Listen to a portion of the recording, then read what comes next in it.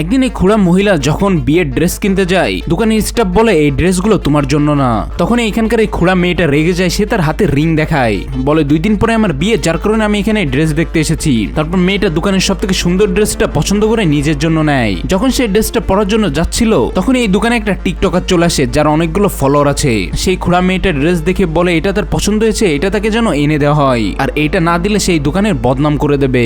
যার কারণে এখানকার স্টাফ খুড়া মেয়েটার কাছ থেকে ড্রেসটা নিয়ে এসে টিকটকারকে দিয়ে দেয়। মেয়েটা যখন অন্য একটা ড্রেস পরে সে দেখে তার পছন্দের ড্রেস অন্য কেউ পরে ঘুরে বেড়াচ্ছে, সে অনেক রাগ করার বলে আমি ওই ড্রেসটাই চাই। যার কারণে দোকানের স্টাফ শয়তানি করে এই ড্রেসটা একটুখানি ছিঁড়ে দেয় আর বলে তোমার পর অবস্থায় যেহেতু এই ড্রেসটা ছিঁড়ে গেছে, এটা তোমাকেই কিনতে হবে। খুড়া মহিলার এই ড্রেসটা পছন্দ না সত্ত্বেও এই ড্রেসটা কিনে নিয়ে সে চলে যায়। অন্যদিকে টিকটকার তার ভালো ড্রেসে ড্রিঙ্কস ফেলে সেটা নষ্ট করে ফেলেছে, সে এটা টাকা দেয় না, বরং এখান থেকে চলে যায়। 2 দিন পরে এই শোরুমের বস অনেক রাগারাগি করতে করতে আসে। সে একটা ভিডিও দেখায় যেখানে নিউজ হয়েছে তাদের দোকান নিয়ে, যেটাতে খুড়া মহিলা রিপোর্টারদের সবকিছু বলে দিয়েছে, এমনকি এই দোকানের সিসিটিভি ফুটেজও দেখিয়েছে।